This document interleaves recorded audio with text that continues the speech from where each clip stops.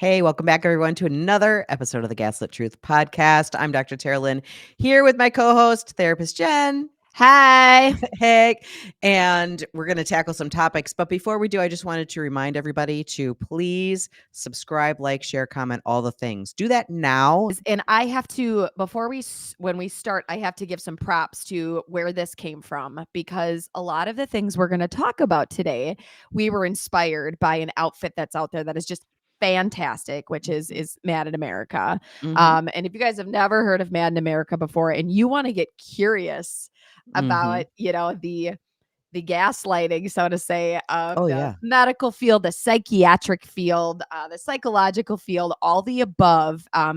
They have made their mark on the map with this. And so once I found them, of course I had to start reading and I was subscribed to their website, and I've got their book, and Their I've read podcast. Like, their I listen to that thing every podcast. time I go for a walk. It's Oh, great. they're so good. And it's really, it's like, it was for me for sure part of what inspired us to get rocking with this podcast too, because the more I would listen to them, I'm like, this is what drives us. So Mhm. it is a little different than what we normally talk about, but it at the same time, it kind of isn't, because this is cool. So I got to throw that out there first, because we're going to be talking about some research that they have done today. We're going to talk a little bit about something from their publication. We're going to mention some things in a publication that they did.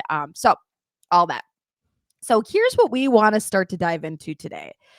The start, the etiology, the beginning of our fields, right? The idea that the fields of mental health, just in general, started out not so much to, I don't know, benefit the patient, so to say, all the time. Right. I also think, like, in high school in the 80s was the very first Oh, boy. time, I know, long ago in a Time of land the far, wheel. far away. Exactly. Well, that was my very first experience with a psychology class.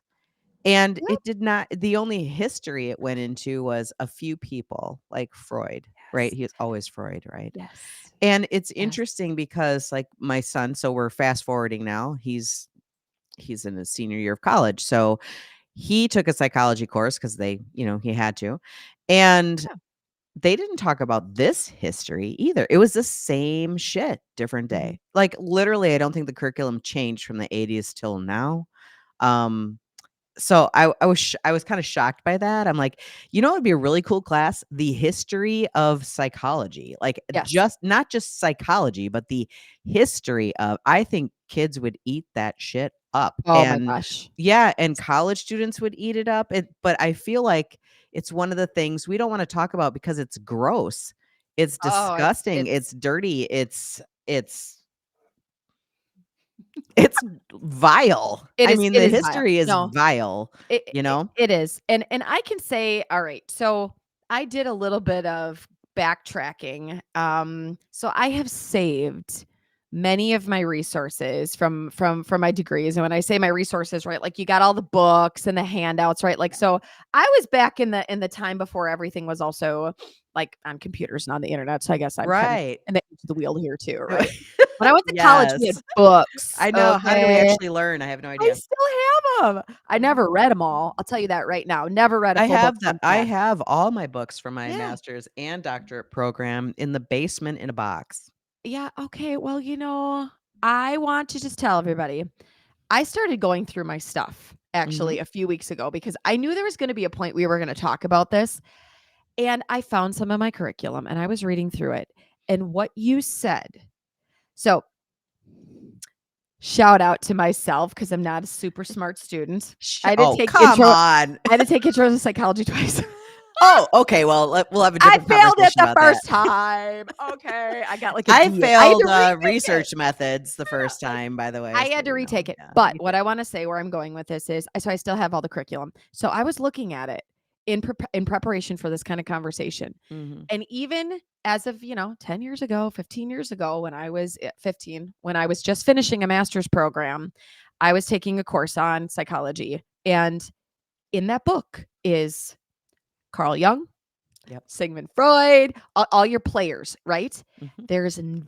There is very little I had one section that was a couple pages on the early 1900s. The word eugenics was not in that book. Nowhere. Nothing that exists. And in fact, the closest they really got was talking just a little bit about early asylums. Okay. Sure. And just a little bit about anything with the brain, because you're severing the corpus callosum, and the big, huge study done with the guy with the rod through his head that Oh, worked on the yeah. railroad, the whole railroad Yes. strike went through. I can't remember Yep. his I name. can't either, but the Whatever visual that I is, can see. Yes. that's what's in there. And so I'm Yep. looking at this, right? And I'm just like, shit, where's everything else? Right. Where is everything else? And it's only a few pages, Terry. And so I looked this up, and I'm like looking and I'm going, okay, now unless there exist things now that are very specific, right, in the field, there's classes that are very specific to going through the I etiology don't of think the there mental health I don't field, and know. we I mean, started it. I Yeah. don't know You can't even every say that. curriculum, I mean, but you've been out of the game of school so clearly for long. too long, Exactly. and you are not an expert in classes, even though I you teach know. them. Right. Exactly. Anyways, But I okay. don't think it's there. I don't. And So it's not. this is that erasure of history that we talk about Yes. now, Yeah. Mhm. but it didn't just happen. The erasure of history did not just happen now because it wasn't present when I was taking psych classes in high Yes. school. Yeah. So, we've erased Yeah. history, period, on this. I know. And we have to learn from history, especially in this field because it is so ego driven. Yes. And this is what we're going to talk about today is the Yes. egomaniacs in the making. Mhm. Mhm. And what so I think it's important for us to tell people that are watching or listening here, why does this matter? Okay. Like, why the hell would these two whistleblowing shrinks even talk about this, right? Like, and the reason for that is what goes back into this idea of curiosity. Mhm. So the foundation of most things in life, okay, is a driver, and it drives decisions throughout the trajectory of anything that morphs, right? Anything. And so our field was founded in a lot of really crude behaviors that are just disgusting. It's disgusting. However, the thing that stands out that I don't think a lot of people know is that the field of mental health started to make its mark because people wanted the fame, they wanted the power, and particularly in the field of psychiatry, they needed to make their mark because they weren't medical doctors. Right. Okay. And there was a huge power differential there. Mhm. And so the field of psychiatry and even in mental health, it did not have those marks. We were not there. And so a lot of the horrific things that happened in the institutions, and from like the early 1900s, even the late 1800s, all the way up until even the 50s, like the 50s and even some into the 60s, which was not that long ago, right? I mean, No. you were born. Just kidding. I Um, was born in the '60s, everybody. I know, but not the 50s, so I didn't really wanna No. put you in that category. But those things though, they were still happening then, and Yes. they were done. It was like people were pulling interventions out of the air, and like crazy interventions. And I'm going even worse than electroconvulsive shock therapy, which you and I have talked about previously in an episode, but Mhm. injecting people with horse semen into their spine, drowning Drowning them. people, drilling holes in all different areas of the cranium, okay, so as to Mhm. loosen pressure, right? To make the assumption that if you pull everyone's teeth out, it will cure schizophrenia because of the bacteria in the mouth. Um, Crazy shit. Like, it's just crazy. Barbaric. Okay, so I just wanna say something, like, the idea that bacteria could in the mouth then could cause someone to have schizophrenia is not that far off, No, actually. inflammation. Yeah, Yes, yeah, exactly, it's not that far off, yeah. but to yank out all of their teeth as Yes. the response To cure and insanity. to Yes. cure insanity, Yes. and I'm gonna guess because they didn't have anesthesia the way that we do, that it was, pretty extremely painful, Yes. Yeah. and horrible for these Yeah. people. But again, this goes back to the care and keeping of people who had mental illness, right? Like there was none. They were treated like animals. And Yes. often I know we're going to skip around a little bit here because like this stuff is going to cause us to think about things we've been through or things that we know. There Yeah. still is some barbaric things that happen in treating people with mental illness, like especially the severe mental ill. I shouldn't even say especially. Treating them like they're not people and they Yeah. can't make decisions like people. Yeah. Um, I mean, we do that even with people who are just on antidepressants without giving them informed consent. We're going to go back to that, bang that drum, because, they're too fragile to hear the whole Yeah. truth, To hear the whole even truth. though Yeah. they're running families and households and all these things, but they're too fragile. So Yeah. we're not going to treat them like they can make these decisions. And so Mhm. this has been the thread. So I look for, the thread that's, sewn throughout Mhm. history and continues to be sewn. Yeah. It's just newfangled thread. It is, and I do think you touched on something that we need to go back to too. I think it's worth us explaining the start of this, Mhm, which comes from the early days of eugenics and talking about mhm. what that is. Because I'm going to guess there's some people that are here listening to us that aren't entirely certain what that means. But when Well, I I say we think people go, think it only yeah, means Hitler. I think that's what people think, yes. that he started that. Yes, He yes, and didn't. no, no, and in fact, the concept of eugenics, right, is really going back to I mean, this is part of the start of that thread, needling that thread in Mhm. this field, and in and of a nutshell, okay, so eugenics is essentially about this idea of perfecting human stock. Yep. Okay. And so what that means, right? So when we say Hitler, right, like that's probably something that resonates with a lot of people in this idea that we are going to expel and remove, right, an entire group of individuals from the planet, right? Yep. Um, so that they are not allowed to procreate, so that they cannot allowed to keep growing, right? And even in the 1920s, right, which is where mental health started to funnel into this, the idea of eugenics came very hard in the field of mental health because it was the idea that um, you have germ plasm is I think how they refer to it, right? How the author refers to it in this publication that Mad in America does. And he talks about this idea of mental illness is indicative of a really shitty germplasm.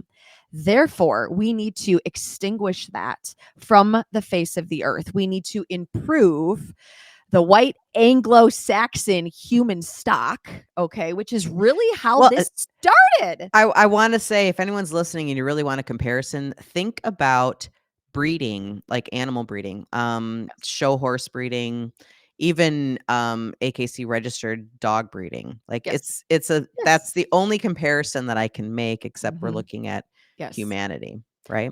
Right. And Exactly. we're judging other humans as Yeah. being worthy or not worthy of Yes. breeding, quote, unquote, Yeah. or not, from a lens of, Yeah. I don't know, and from an egocentric lens, I think. Very egocentric, right? Mhm. And it was also not based on a lot of things other than like political sway, opinion, all the way Right. back then, right? So it was determined then that Or individuals. wait, Oh, the opinion of your spouse, right? oh yes. Or parents, Correct. if you're not Yes. achieving enough, if you're not doing enough, like, Yes. that's how, I guess, subtle Mhm. it was, or how And much influence other it people could was. have over you, The you other know? piece too was, behaviors that didn't align with, like, what the societal norm was telling you should do. So, people who were vagrants, people who would Mhm. steal, anybody, especially those within, poverty-stricken levels, Yes. right? Okay?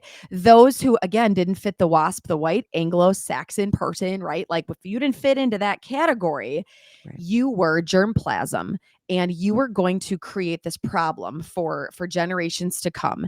And so this idea of eugenics started by indicating that people who have mental illness or those that we believe had mental illness. So if you're a vagrant and you're stealing, you had mental illness back in the day. These Right. things were identified right at the jump. So we need to extinguish you from the planet. And so through politics, through people's opinions, just tons of judgmental pieces funneled all in to make this little cake of eugenics that said there's so many people that fall in this pool. So what do we do with these people? We're going to institutionalize them. Yep. We are going to actually sterilize them. So many Yep. of them were sterilized. And when I say sterilized, it's exactly what you guys are thinking.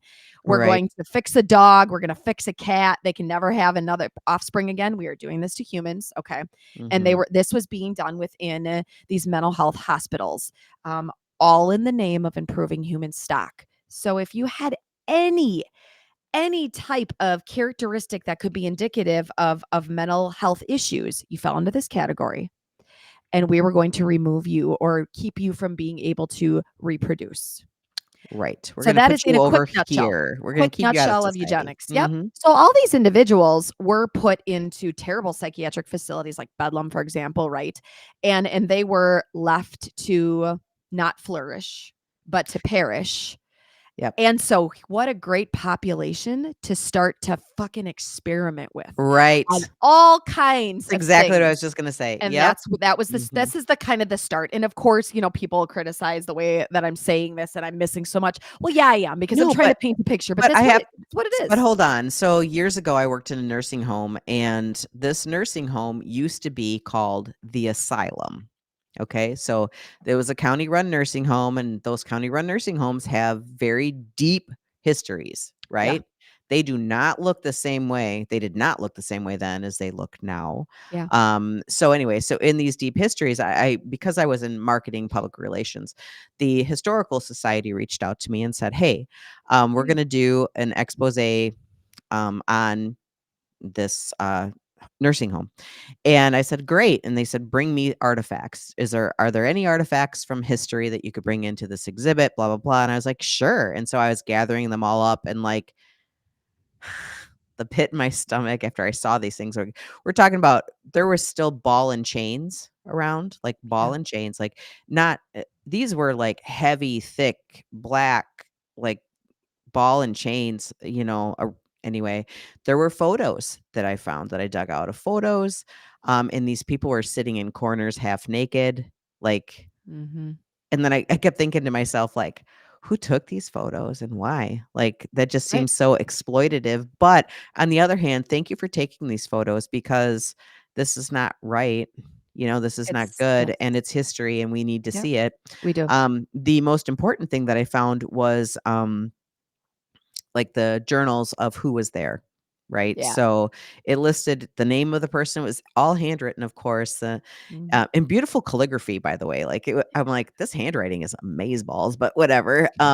Anyway, mostly women, and Amazeballs. yeah, right. I'm like a squirrel sometimes. You are. That's Anyway, great. so they listed to the name, their age, they were relatively young, Sure. Sure. and the condition that brought them there.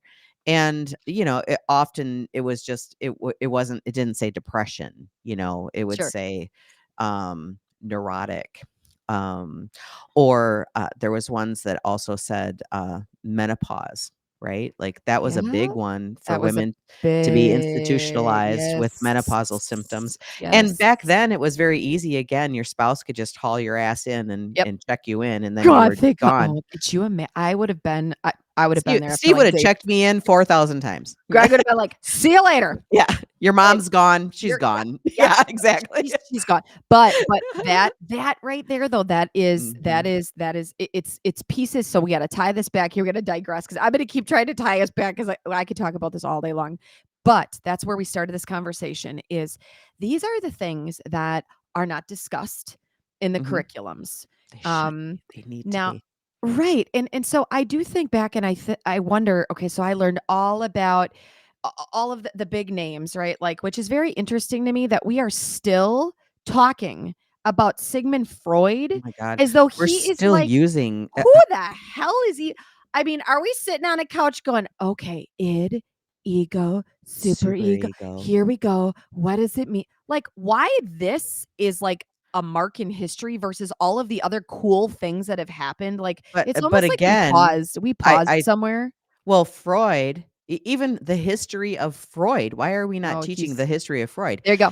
So in Yep. in psychology, we're still revering these men who Yes. did heinous things to people Heinous. as if, but we're not going to look at that though. We're not Right. going to that we don't care about that anymore. We're just going to talk about the quote unquote good things that he did for psychology. And it's like, Yes. what the fuck? In today's world, that man would have been canceled. Oh He would have gosh. been incarcerated, number 1, Yep. and canceled, number 2. Like, nobody would have viewed his work as relevant Yeah. or, purposeful at that. And yet it is still to this day, even in when I did my clinical hours for my license, I Mhm. had a psychologist sitting with me. I'll never forget it. And they started talking about this therapeutic intervention within the use of psychotherapy and how they do use this.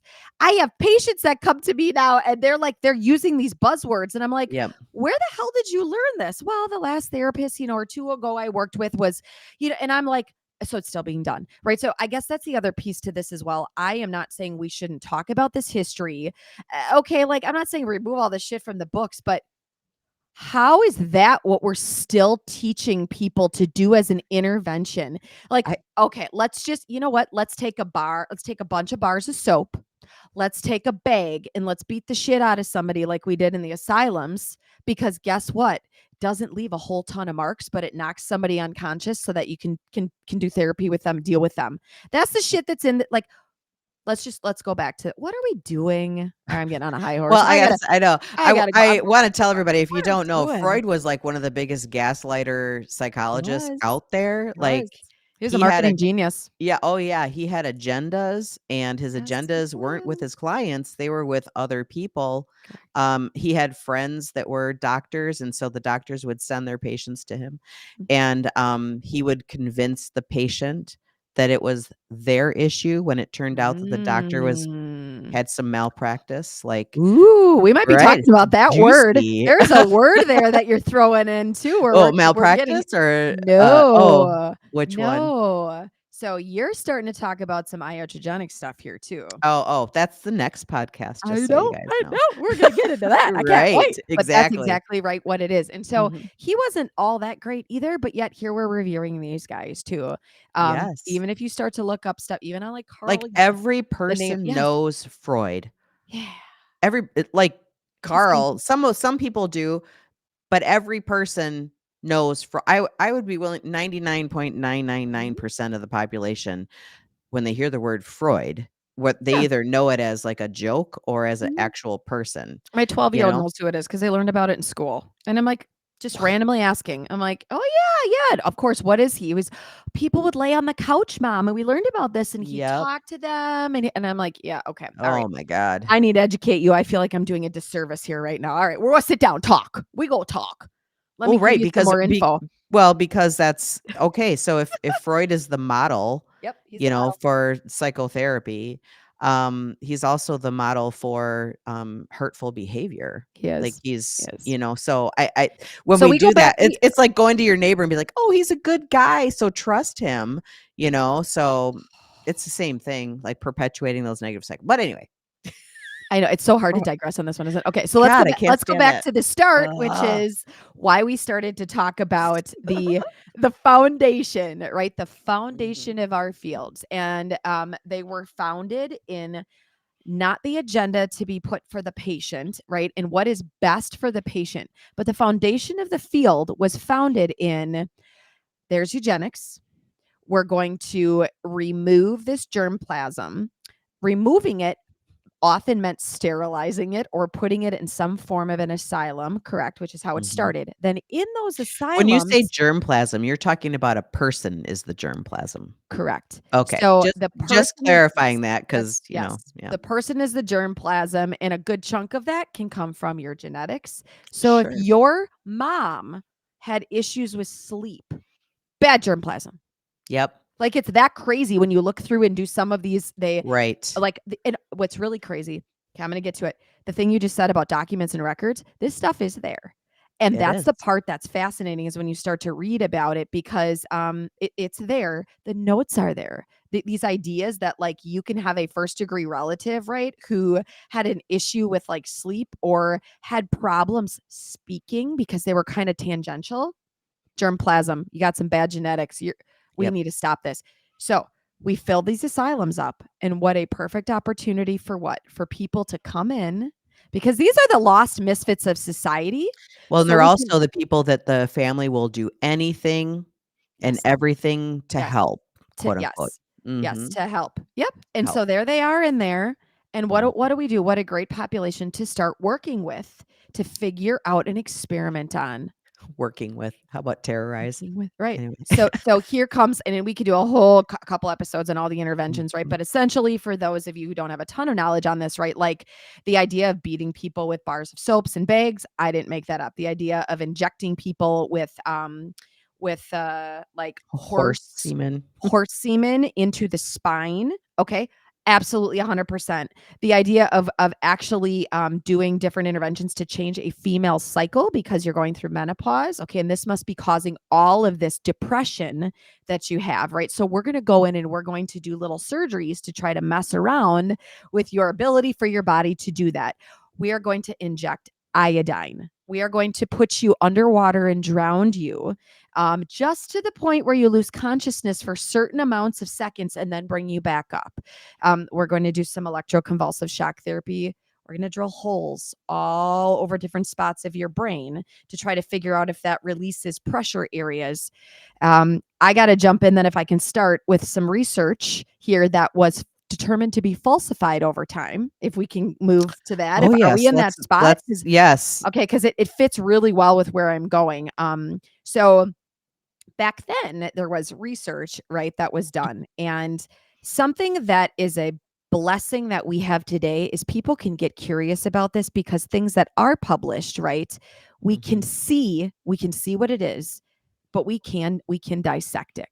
Okay, we can dissect it. We have that ability more so than we did in the 20s and 30s and 40s, right? Because research was only as good as what was written in these books. But Mhm. then the doctors who did this, mostly psychiatrists, right, who were trying so hard in the field to make a name for themselves, so hard to get on the map. Okay, they started doing all these procedures and everything was documented.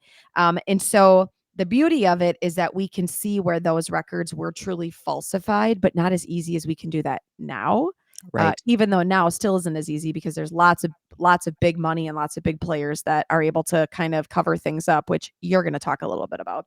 But I want to just mention something. So there is an individual at the start of all this in the early 1900s, and his name was Henry Cotton. And Cotton was a superintendent in Trenton State Hospital. Okay. And this was in Jersey, right? And so he really believed that if we removed patients' teeth, okay, it would cure insanity. So he was working with this population, right? And so he reasoned that teeth were like this masked infection, right? Because there was some like reports in scientific literature from the late 1800s showing this, right? So okay, so in essence, what he ended up doing over time is he was removing teeth. This is one of the multiple barbaric things he did. I'm only going to touch on one, but his cleaning up process of people within these institutions, okay, which he also worked on like gastrointestinal tracts too, and like surgically remove pieces of gastro tracts as well. This Killed a is one lot of of the people. other thing he did. Killed Correct. a lot of people. Mm. 85% of the patients that were admitted to this Trenton State Hospital, okay, Did you say 85%? so the cleaning up process is how it's talked about, Yeah. right? Okay. Read produced stunning results. And Stunning. 85% of the patients that were admitted during a select time frame, which if you want to look this up, go look it up, right? To Trenton State Hospital, okay, were said over a 4-year period to have been cured and sent home by these interventions. Okay. So this hold on, I wanna say, this Yeah. reminds me, I just had a conversation with a very high highly educated physician yesterday, and he said, "We Yeah. live in this reductive society," and he said, "If in order to we have an intervention that reduces a symptom, but it causes a whole bunch of other problems," right? So, Yeah. if you go in and you yank out somebody's teeth or intestines or whatever, the Yeah. symptom or a lobotomy, Mhm. you're going to reduce the symptom of schizophrenia with a lobotomy. You're going to because Yes. you've basically turn that person into a pile of goo. So Yes. they're not going to have that. They're Mhm. going to have all these other things though. So Yes. Yes. I can see the spinning of the Uh-huh. research on the 85%. Like, Yeah. yes, because So he's yeah. changing people so much that, yeah, they're not going to have the presenting issue anymore. They're just going to have 16 other issues to deal, That including dead. exactly. And Yeah. here's the deal too, when we're looking and we're picking apart research, because the first thing I was thinking about when I was looking at this was, well, what exactly does cure mean? Okay. So, All right. yeah, So 100%. so when this was done, the idea of cure was you could maintain a job. Okay. You could earn a living, take care of your family again. Things like that. That is kind of what cure was. Okay.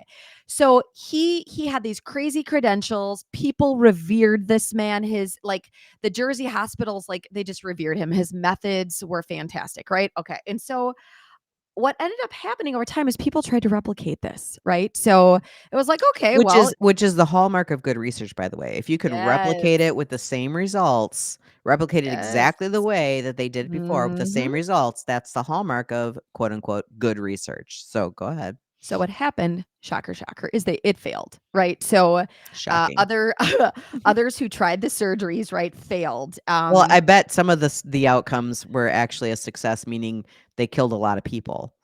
Correct, They correct. could And so, replicate that yes, part, I'm yes. sure. Yeah. Yes. Mhm. So in the 20s here, the APA gets together and they meet, the American Psychiatric Association, right? They get together, they meet, and people are talking about this, saying, I'm trying to replicate this. I am not getting these same results. Okay. When I'm taking pieces of gastrotract out, when I'm removing people's teeth, like God, it's not happening. Okay. I just can't. The teeth part is just killing me because So here's the anyway. part that's interesting to me too is the question from the APA was initially was not, "Hey, are you falsifying research?" The question from the APA was, "Are you being blinded by your own preconceived ideas?" Oh, okay. It's very interesting, right? Like that, like, well, Mhm. hey, none of us can replicate this. Did ya falsify some shit? I don't know. Right. Okay. So and then also questions came up as to whether or not it's gonna be ethical, okay, actually to remove body tissues. Okay, right, got Yeah, it, alright. they've killed hundreds of people, but whatever. So so I have to read this because, I think it's just powerful and I don't wanna ad-lib it. So did cotton surgeries work or not? And here's what comes out. So there was an individual who was tasked to oversee this, review all the I research, feel like look I'm at gonna all the bust out books. in laughter, but I'm not sure. Oh, Go no, the ahead. books. Okay. And this guy's his name was Meyer, right? So in the 20s, Trenton State Hospital had to hire this guy to come in and look at all of this, right? And so this guy was asked to oversee the inquiry. And when they reviewed Cotton's patient records, it was very quickly revealed that all of it was a sham. 43%, if not more, of the patients who had undergone Cotton's thorough treatment had died. Yeah. Oh my god. Okay. Okay.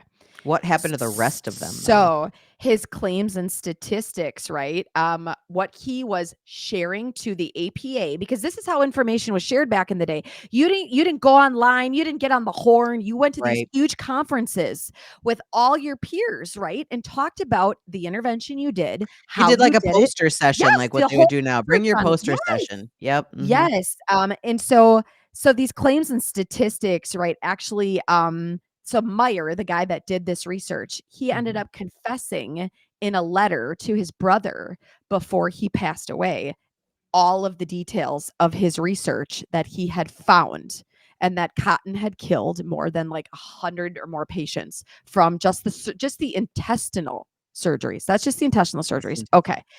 So then, of course, there was a little bit more that I'm not going to get into, but essentially, the scandal of this was actually kept from the public. Meyer and the hospital board of Trenton State Hospital agreed to keep this quiet. So, how this actually came out, Terry, was later in a letter that he had written that after he had passed, I believe, his brother found. And his brother made public this letter like, "Hey, my Good brother for his just did all this." brother. Yeah, yeah, and so it's really crazy, but things were kept quiet, and to tell you even in his death, Cotton was revered as a quote extraordinary record in man of achievement. He was utilized for all of the above. So I spent a little too much time on that, but here's the start. Here's some foundation in the 20s and 30s. Yeah. Well, I mean, this goes back into revering the wrong people, and it also goes into this idea that mental health, the ideas of mental health and how to help people with mental health is so still mysterious on some levels, and the brain is mysterious on some levels. And 100%. yeah, and Yeah. for us to I was talking to my husband about this, and I said, "For us to even believe that we're gonna crack this code, Yeah. It's or that we can change something with our psyche, you know, with medications or whatever intervention, that we are that yeah. ego driven to say, Yes. like, I can if I can figure out how to change this chemical Mhm. structure or whatever in your brain, I have been the one to resolve mental health for all, you know? Yeah. I just think I can't even find the right words, like, it's just too much to even think Mhm. that we should be doing those things to change. It's not when you have a mental health problem, it's not like you have a broken arm, that hurts and you can fix it and you put a splint on it. Mhm. It's so much deeper than that. So to say, like, going into lobotomy stuff, like to say that I'm going to scoop out a part of your brain or Mhm. whatever, and that is going to change your life. Well, it will change your life, but not in the Mhm. way that you think or that your Mhm. family thinks. Um, just feels disgusting to me. Yeah. Like, It is, and I'm gonna tell you the first about 150 pages of this book that I'm referencing that was, mhm. Mad in America wrote. Well, I, Robert Whitaker wrote Robert it, in case Whitaker wrote anyone it, wants yes, to know. Yeah. it's called Mad in America. Robert Whitaker wrote Mhm. it. First, like, 100 pages, I had to sit down multiple Oh, times. I listened to it on Audible, and I had to listen to it in chunks because I was Yeah, like, "Okay, yeah, this is getting too yeah. disgusting for me. Like, this This is is too when much I'm, like, on a gross." road trip, I'm reading, I'm like, "I got 4 hours, I'm gonna read." I Yeah. it was very, very, very har I actually had to take a lens of, I need to do this just so like, I had to put myself in a space of, I wanna be able to share, because even myself, someone in this field, I've been in this field, I've done the education, I've done the things, I worked in with the most mentally ill people in the state, right, as Mhm. did you that are in the prison system. I've seen and heard a lot. Mhm. This put me in such a shit space. Yeah. It really did, and I'm just like, "Okay, yep, It little made small me doses." quite I think I don't know if my outcome would have been any different being a therapist, but I would have now I'm placing blame on somebody else for not telling me, right? So I can't do that. I have to place the blame on myself for not getting curious enough to dig into the history, right? Mhm, Like, to the mhm, real history. I mean, yeah, the history of modern medicine is disgusting yes, altogether because of they didn't have the same tools that we had. The right. problem is that our history, I believe, is still perpetuated on some levels, Oh, but you it know? is. It Yes, absolutely like, is. this is the problem with our field because we are still revering. Now, in somebody can correct me, in modern medicine, there might be some guy who started something, and they're like, "Yeah, he was a pretty good guy because he looked at this, I don't know, this intervention, and though it didn't work, it didn't really hurt anybody, but it caused us to do a new intervention." We're still not hinging on his work. We've learned from it, and now we're doing Yeah. something different. Yes. We still hinge on this shit. That's the Yes. problem. Yes. And in psychology, and I remember thinking about this when EMDR came out in the 80s. So EMDR was in the 80s, which still in our world is considered new. Like, even to this day, it's considered a new intervention, like a It is. newer intervention. It is. And people would look at it, people meaning other clinicians and things, as if it was hocus pocus focus, whatever, because it was so new and Mhm. didn't have decades upon decades of research proving itself, like some of these other interventions that we had, as if modern society never changes, as if the problems of modern society have not changed since Freud, as if people have not changed since then. I Mhm. don't know. It's hard to articulate, but It it's it totally is. Even when you're talking, I'm just like trying to place words on what you're saying, and yeah. it's so big. It's so big. But you make a point because I know you have some research that you had pulled up, Mhm. and it kind of ties into something you were saying about this idea of even to this day, these barbaric things are occurring just in a different way, or Yeah. research is being fudged, Yeah. right? Oh, Or guys, research is okay. fudged. So I don't know if it Let makes me I sense for wanna you say to that one more share. time for the people in the back.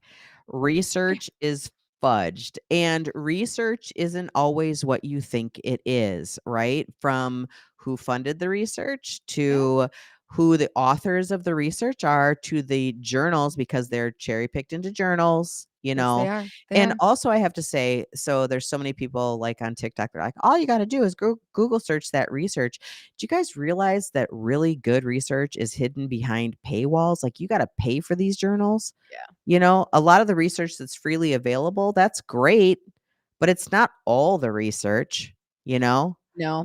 No, and you You you gotta pay also for shit, and you do. the average person is not out there paying for journals, you know? And you gotta know how to interpret it too. Like, that's the other Like I thing said, too, and I failed research methods mhm. once, so I had to take it twice, and then I take advanced research methods, then I need to take qualitative research methods and Oh, quantitative research methods and statistics and advanced statistics, and it's still hard for me, yes. So Yes. you've got and I've conducted my own original Ye research, you like, have. yes, and it's still hard for me, Mhm. right? So then Yes. you've got these random people, and I'm not saying maybe it's not hard for them, I don't know, but pretending to know everything about research, and it's hilarious to me, but I feel like that's a whole 'nother Well, episode of I some, I brought this up because I'm trying to set the stage for you for something I know you've got that you wanted to pull up and talk about, well, when it came I've got to a couple of different so things. so Yeah. this is where I was going with this just because I think it's important for you to bring that in here, before Mhm. we get going, too far into this and you and I get on our high horse about stuff because 'Cause it happens. Yeah, right. You know, right, exactly. Watch her on YouTube, it was Oh, funny. it was Uh, fantastic, yeah, it was people. fantastic, it was a Mhm. good interpretation. Anyway, Thank you. what I wanted to tie in firstly was the guy who originated lobotomies, right? Yeah. So the guy who originated lobotomies actually got a Nobel Peace Prize or Nobel Prize. Is it a Nobel Peace Prize or just Nobel Prize? I don't know if there's a difference. But anyway, Is there he peace in he that? I don't know. he won the Nobel Prize for this thing. But Yes. he won the prize after the cows came home, meaning they did a bunch of research that showed all the damage this guy was causing, but they still gave the research came out, and they were still in process of giving him the award. So, Mhm. and they never retracted the award, right? They never said, Isn't that "This something? guy caused so much damage that we actually need to take this award back." They never did that. And that is like, what in the world? So this guy continues to go down in history for the lobotomy as a good thing, Yeah. and won a Nobel Prize that was never retracted, and nobody ever talked about it after that. And it's funny because there's a guy I follow on TikTok. He's a therapist for ADHD in Michigan.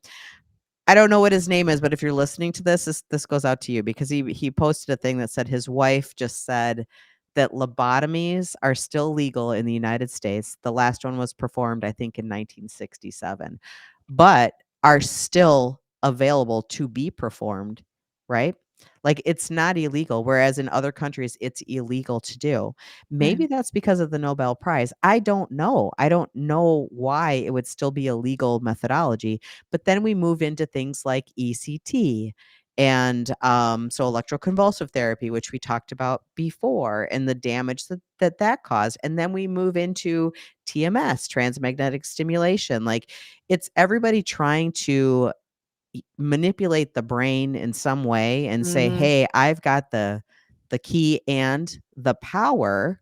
I have created this thing, the power, or I know this thing that nobody else is doing," like ECT, right? So because, I'm curious, I looked up I looked up how much education, like extra education a person needs to do ECT, for a psychiatrist to do ECT. It's like a week-long training. That's it. It's a week, So you you're know? telling me that for us to be EMDR certified, which was a solid 2-week everyday training plus multiple months of Months of supervision. Yeah. hours of supervision. So I think there's probably some supervision involved in this. I would hope, but isn't that But when you interesting? look it I don't know. up, it's like, we offer a thorough 1-week training for those that are new to ECT.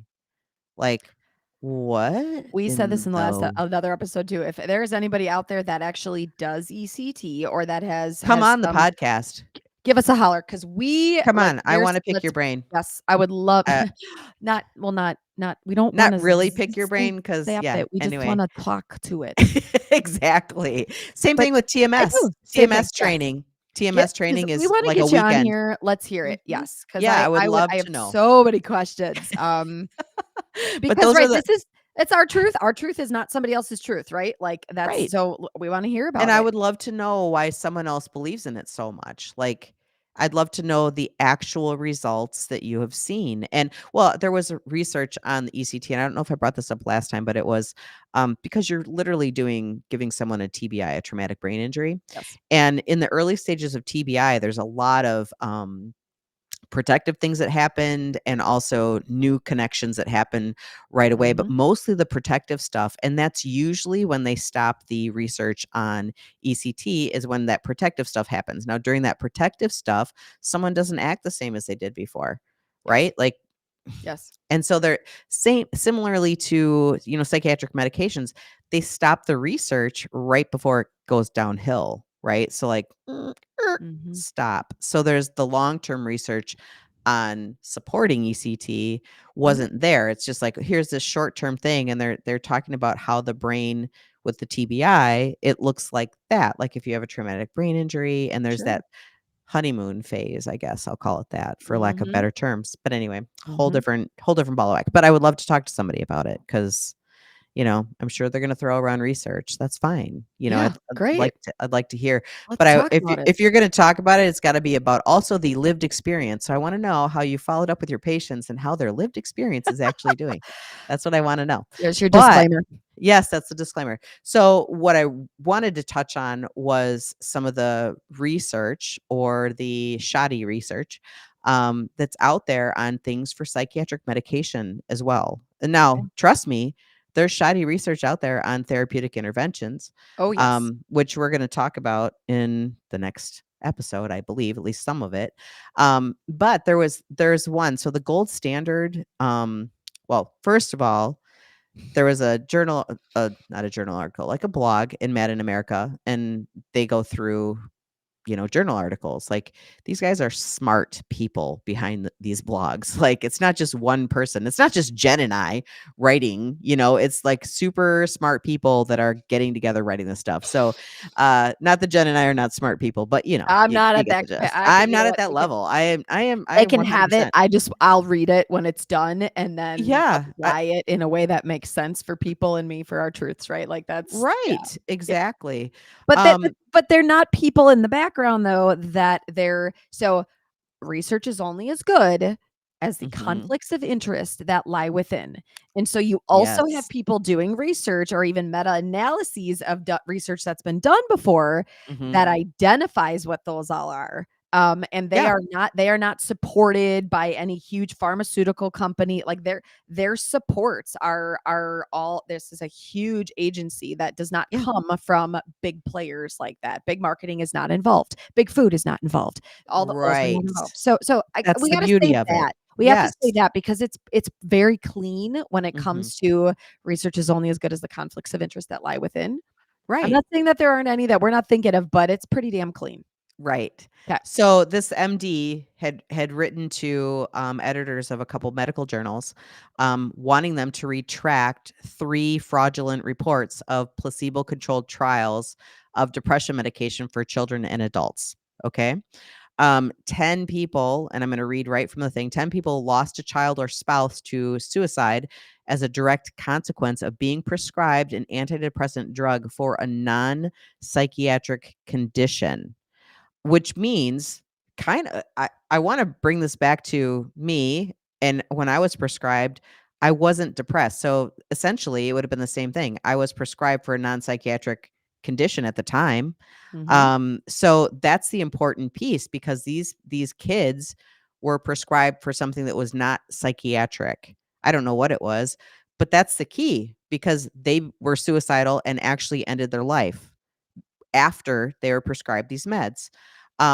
So what this person is saying, these 3 trials underreported suicide attempts, other suicide events, and precursors to suicide and violence on active drugs, and provided false claims that the drugs were effective.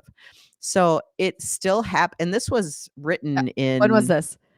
so the physician requested those editors in August of 2023, and this was his results of this were published in March 21st of 2024. So like yesterday. So it's well, one of them was fluoxetine. It looks like there's two fraudulent fluoxetine trials for kids. And the other thing that struck me before that, and this was months ago, this was, well, September 2023, Mad in America wanted to retract the Star D study. And the Star D study is the kind of gold standard study for why people use antidepressants in the Presence, yeah. first place. Yep. So it was the longest and largest study ever done to evaluate a depression treatment. And they reported, investigators announced in this, it was published in the American Journal of Psychiatry in 2006. Investigators announced the results. 67% of patients had remitted by the end of 4 stages of treatment, when in fact, they redid, again, going back to, can we replicate this study, right? Right. And can we reanalyze the study? Well, they reanalyzed the study, and it was published in the BMJ Open, and they found that only 35% of those patients who met inclusion criteria ever remitted.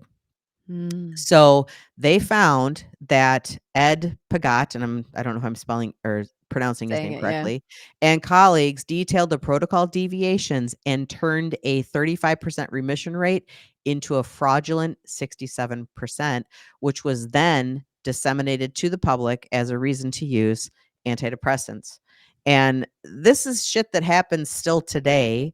And but they're not retracting the study. They multiple people have tried to retract the study time and time again, but I look at studies like this, and who's going to make sure these studies are not retracted? You know, big Yeah. pharma is going to ensure that the biggest study on antidepressant use That they've ever is done. that Yep. they've ever done It's is gonna going to stay golden. remain. It is going to stay golden. Yep. And that is a problem, because that's no different than these people covering up, this guy's work of pulling out teeth and Mhm. intestines. It's the Yep. big cover up. Yep. And this is why the ethical considerations in our field are so big. But I don't know, Jen, I've never been, because every time, so we have to get our license renewed every 2 years. And in the 2 years Mhm. time, we have to take certain amount of CEUs, and so many of those CEUs have to be on ethics, right? So every 2 years, ethics, ethics, ethics. I Mhm. don't know if there's any other medical license that's like that, that requires ethics, right? Mhm. Constantly ethics, ethics. I don't know. If there Yep. is, let me know. Um, but never have I, that I can recall, in these ethics trainings, ever heard about, like, don't cover up for people. Don't cover something up. It's usually about don't have sex with your patient. Like, there's that. Yeah, Like, there's that's a dual big one. Yeah. relationships, blah, blah, blah. But Yeah. it's never like, there's never talk about research, or, if you see something, say something, sort of, maybe, I don't know. But covering up a colleague isn't really talked about, like, or bringing these research studies in case you are conducting research, because a lot of clinicians conduct research. They Like, do. They do. make sure that you don't cover up your colleague, or that you don't. and I know in coursework and stuff, you talk about that stuff, like ethical research practice and things like that. Mhm. But you lose that over time. And, I'm sorry, but when you put a theory out there, you usually want to validate your theory. Like, so what are you going to do to validate your theory? Mhm. Come hell or high water, I'm going to take these numbers and I'm going to make them look like my theory works. That's what everybody has done over the course of time, Mhm. so Mhm. that's what those examples were that you gave earlier. That was it, because I want to be known as the person who cracked the code, you Yes. know? Yes. I want to be the revered one. I want to make the most money. I want to do these things that get me the accolades.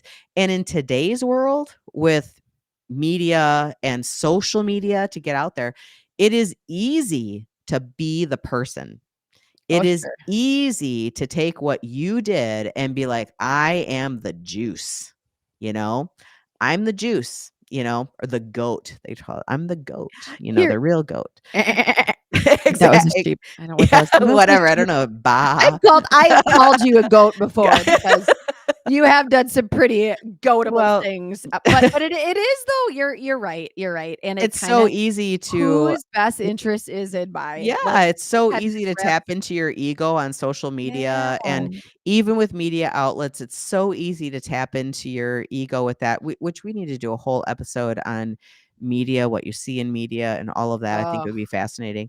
That our field is not careful enough, I don't think. I We are gullible, yeah. and Oh. part of that, like Jen and I, we've talked about this, and I actually mentioned it to my husband. No, actually, it was my daughter, I think, last night, when I was talking about this episode, and I said, the interesting thing is, having worked in prison, what you see. Oh, because we were talking about that Nickelodeon special, Mhm. yes, and Mhm. talking about, because I said, not to digress too far, but I said I think all the adults on set were culpable, like all of them, because they all said they saw the shit and nobody ever said anything. And she goes, well, when you're in an environment, and you're used to that environment, and it's just what everybody does, Yes. you just kind of It's follow true. along with everybody does. And I said, oh my God, That's exactly that's what we did in prison, what we did you in know? prison. Yeah, Yeah. like Yeah. I remember the first days, in prison setting that I worked in, and Huh.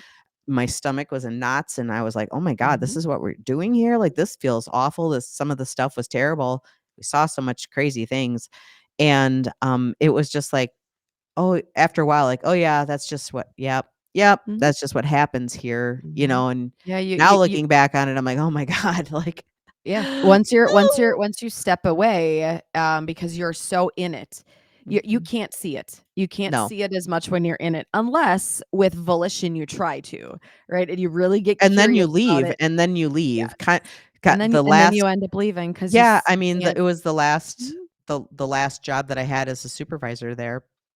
Not there, but somewhere in the Yeah. state. I left because I knew I saw too much. I knew I couldn't change it, so I left, and I've talked about that in episodes, that makes me feel sad that I failed, people, but I also had to not fail myself. Yeah. I raised a lot of flags and caused a lot of problems, so I'm like, here, silver platter, here you go, dig in. Yeah. And do you think the state did? No, they didn't. Yeah. Yeah. But same thing though. If the squeaky wheel doesn't get the grease, the squeaky wheel gets a job ending. Right. Right. Like Yeah. they're the It's true. ones who are It's looked true. at like they're the problem, Sure. Yep. And that's So a little bit and you're gonna segue our listeners into the next episode that we're gonna put out because we are gonna talk about this idea of when people don't get curious with that and they start Mhm. to keep patients in care that they shouldn't keep them in, but you get so stuck in Or give them care that they or should never have give them received. care that they didn't need, Mhm. and they become so dependable on you and on that environment and on those resources that they lose their ability to even stand on their own 2 feet, Mhm. and so there it's so interweaved with what you're talking about, so that's a little taste That's for next our time next on the Gaslit time. podcast. Mhm. Yeah, because All believe right. it or not, therapists can make you sick. So Well, so can psychiatrists. Ooh. Dun, dun. No, Jen. So You're can any crazy. person in power. Yeah, That's Jen, right. you be You're so crazy. We only make people crazy. better. I know. All right. So I think it's probably a good spot for us to wrap up because this Wrap one her up.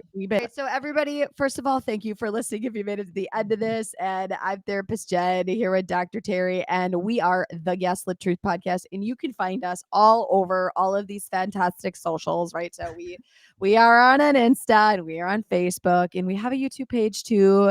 And if you really want to get old school, you can shoot us an email at thegaslittruthpodcast@gmail.com. And then obviously anywhere where you're listening to your podcasts, you can hit us up. But yeah, thank you everybody for getting to the end of this. And we can't wait to see you next time on Yeah. the Gaslit Truth. Stay